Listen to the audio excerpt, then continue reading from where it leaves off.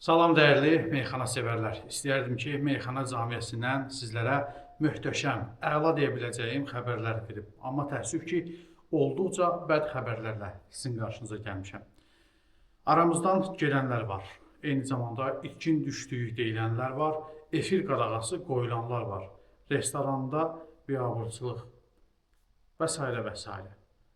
Məlumatları sizin nəzərinizə çatdıracağım. Siz isə videonu bəyənin. Şərhlər bölümündə mütləq fikirlərinizi yazın. Kanala abunə deyilsinizsə, abunə olub bildirişləri açıq tutun. Dəyərli dostlar, ilk öncə ən bəd xəbərdən başlamaq istəyirəm. Bildiyiniz kimi, Elşən Binəqədli kimi tanınan bu meyxanaçı vəfat elədi. Çox təəssüf ki, hətta onun nəşinə belə sahib çıxan tapılmırdı.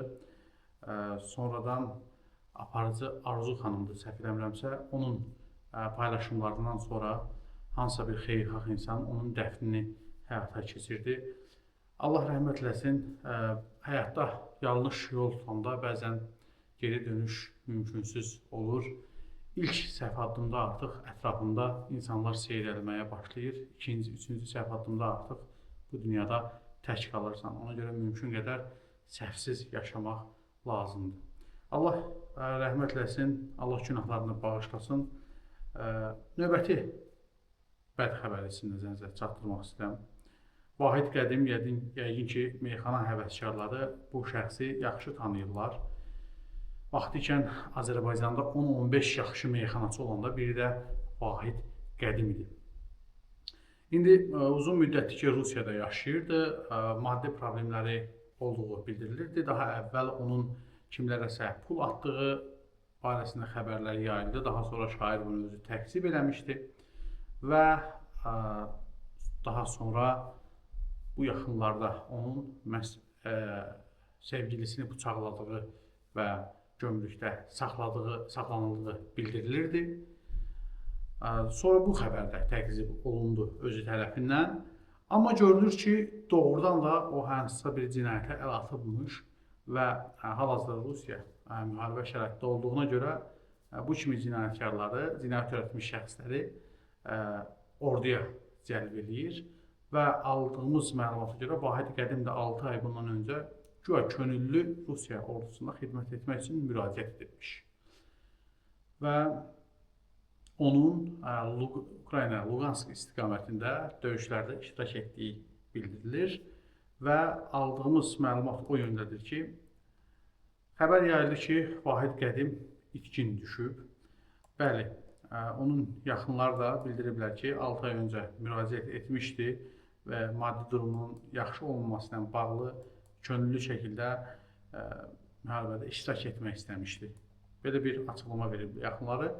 Ağa Mirzə isə bildirib ki, mən şairin yaxın dostu ilə danışmışam. Sadəcə itkin düşməyib, hər şey yaxşıdır deyib Ağa Mirzə. Bilmirəm, ümid vermək üçün deyib, yoxsa doğrudan belədir. Amma biz də arzu edirik ki, belə olsun. Rusiyada yaşayan dostunun məlumatına görə Vahid Qədimlə sonuncu dəfə 20 gün öncə əlaqə saxlayıb, tanınmış meyxanaçı Luqansk istiqamət getdiklərini bildirib və daha sonra onunla əlaqə kəsilib. Ona görə də məhz bunun Vahid Qədimin itkin düşdüyü barəsində xəbərlər yayılır. Ümid edək ki, itkin düşməmiş olsun və inşallah öz doğmalarından yanına qayıtsın. Və bildiyiniz kimi bu günlərdə efir qadağası ilə bağlı qalmaqallı söhbətlər davam edir. Bəli, çünki efirdə həqiqətən də biabırçılıq idi. Kim nə gəldi danışırdı, nə gəldi hərəkət edirdi və aparıcılar belə maraqlı idilər ki, efirdə belə hadisələr baş versin və baxılsın. Son zamanlar Tolik'in bir açıqlamasından sonra aləm dəydi bir-birinə, Səidə Sultan, Tolik arasında qalmaqal, digər show biznes nümayəndələri, aparıcılar da bu məsələyə qarışdılar və axırda deyəsən dövlət bu məsələyə əl qoymalı oldu və bir sıra verilişlər bağlandı, elə Tolik'in verilişlər bağlandı. Bundan əlavə Zahir Nəbioğlu'nun da verilişinin bağlandığı deyilir, Elgizin də verilişinin bağlandığı deyilir. Hər halda bu yaxın günlərdə tam dəqiqliyi ilə qeyd olunacaq. Bundan əlavə bir sıra müğənnilərin efirə çıxmasına qadağa qoydu. Bunlar kimlərdir? Qeyd edim ki, bunların arasında 2 meyxanaçı da var ki, bu barədə indi məlumat verəcəm sizə. Ondan öncə qeyd edim ki, Kəmalə Günəşli, Canana, hansı ki, Mətanət İskəndərlinin keçmiş gəlini olub, Nüşabə Musayeva, Nəfəs, Ofeliya Şabanova, Günəş, Qumral, Musa və Təranənin övladıdır. Təranənin qızıdır. Təranə Qumralın qızıdır.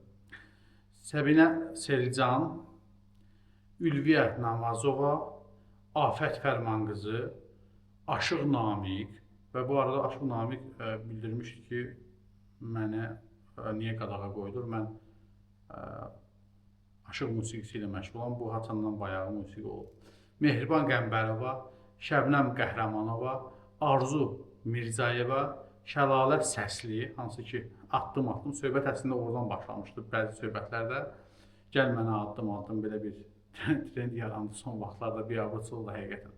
Nazə Veysalova, bunu tanımıram. Ziba Osmanlı, Ayda Ziyadxanlı, Pünhan Piriyev də məhz artıq bu sıradadır. Talib Talib, Müğənni Canan, Baləli, Akşin Fatih, İfrat da varmış hətta burada, daha bir meyxanası.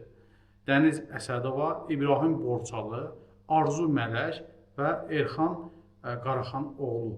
Bu siyahını kim görəsən tərtib edib? Çünki bəzi adları bəlkə də bu siyahıdan çıxartmaq olardı və bu siyahıya əlavə olunacaq çox saylı adlar da var. Bunu da qeyd edim.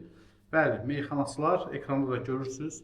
Deməli, Akşin Fatih və Baləli Maşlağalı da məhz bu siyahıda yer alır. Bununla yanaşı İfratı unutmuşam. İfrat da meyxanası demək olar. Çünki meyxana camiəsindən gəlib sənətə Akşin Fatih də Baləlidə. Bu şəxslərə qadağa qoyulub, efirə çıxmaq olmaz. Hər halda məsələni tam dəqiqləşdirəcəyik. O qadağa hansı formada qoyulub, necə qoyulub və kimlərə qoyulub.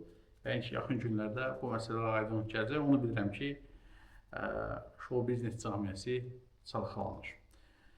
Bəli, efir insanların birbaşa evinə sirayət edən məkandır.